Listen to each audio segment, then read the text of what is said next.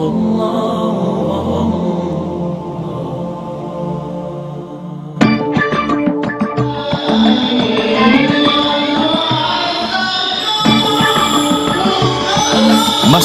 ang selebrasyon ng Ramadan sa Matanog, Maguindanao.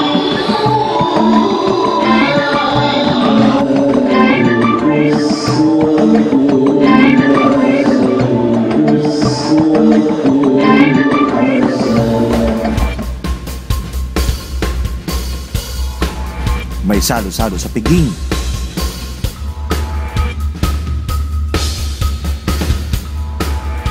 Ang mga bigas na ito pinaghati-hatian din ng may 1,000 pamilya.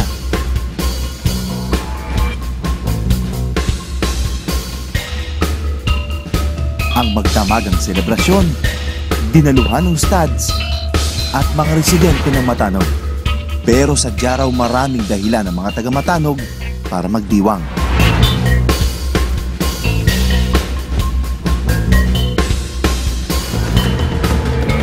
Isa na rito ang biyaya ng katahimikan sa kanilang lugar. Ang katahimikang naging mailap sa kanila noon sa mahabang panahon. Ang bayan ng Matanog ay isang dating conflict area, especially during the Mindanao War declared by former President. Naging pugad ng kaguluhan ng Matanog noon. Kaliwat ka ng giyera ang namayani nito.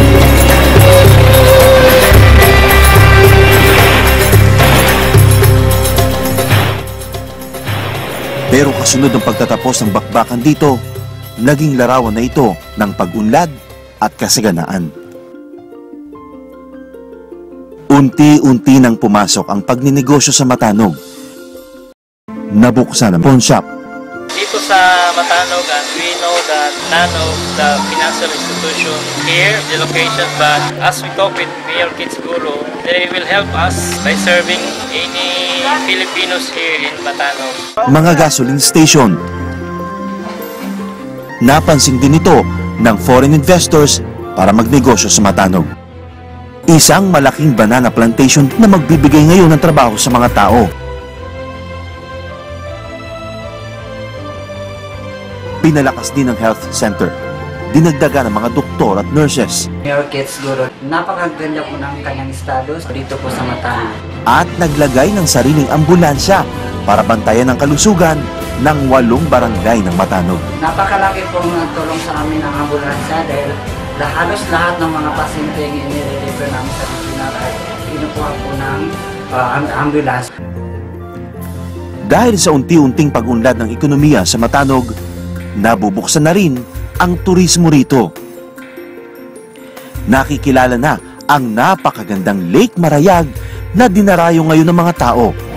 Alam ko yan ay dahil sa katapat na panglulungkulan, may uguro at gano'n na rin sampu ng makikisa ng mga mamamayan ng Matanog.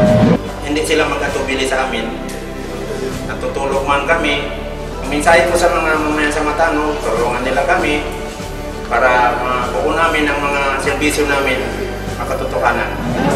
Isa't kalahating taon mahigit na ako'y naging brigade commander at yung aking brigade, yung 603 Brigade, nasasakupan ko ang bayan ng Matanog.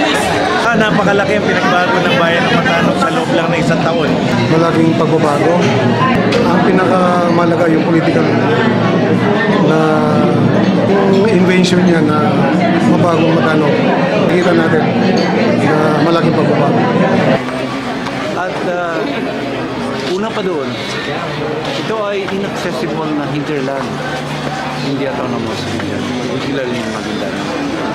The governance is not felt by the people of Matanog for several generations. But surprisingly, with Mayor Kitsiguro, napabilis yung development. Dati-dati, hindi mo kayang dumaan dito na hindi ka ma-hold up.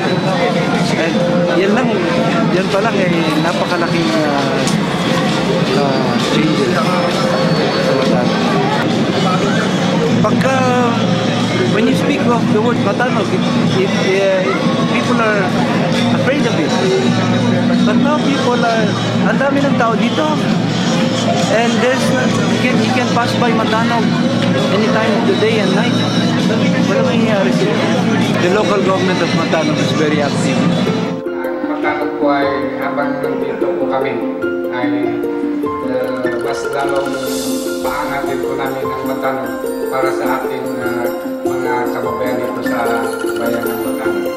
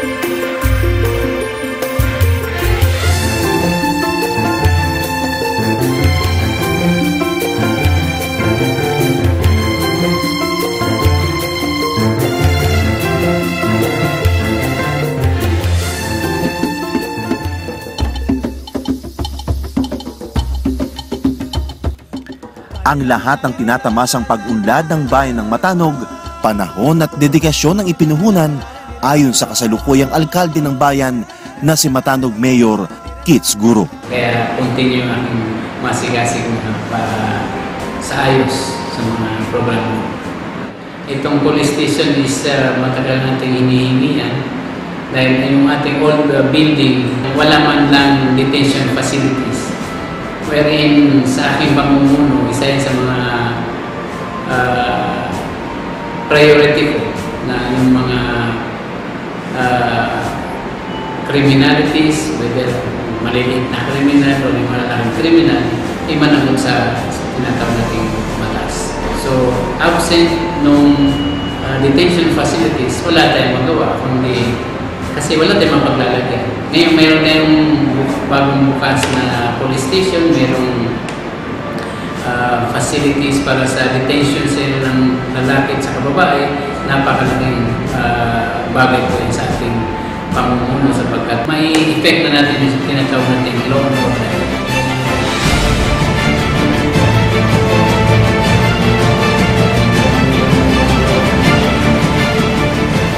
Hindi raw madali pinagdaan ang sakripisyo ng bayan. Pero hindi raw ito magiging dahilan para talikuran ang responsibilidad nila sa bayan. Ang pagmamahal sa bayan at mga tao na nais ng progreso ang nagtutulak kay Mayor Kits Guro para ituloy ang mga sinimulang proyekto na unti-unting magdadala sa bayan patungo sa tagumpay at konsenso.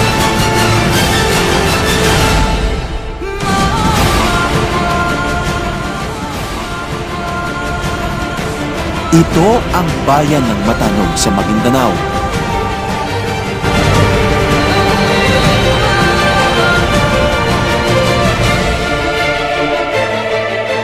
Abot tanaw na ang pag-asenso. Pag-asenso, resulta ng pagpapahalaga nila sa katahimikan at pagkakaisa.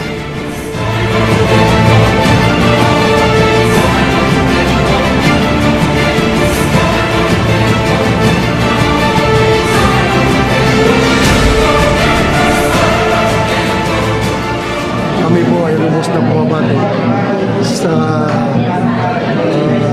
success ng araw ng Matanog today. So, para kay Mayor ng Matanog, Honorable Mayor Kits Guro, congratulations and maintain the good work. In behalf of the leadership of Maguindanao, headed by Honorable Ismail Magudadato, binabati po namin ang mga leaders, pati mga constituent ng municipality ng Matanog for their 39th founding anniversary. Gusto kong batiin ng bayan ng Matanog sa kanyang 39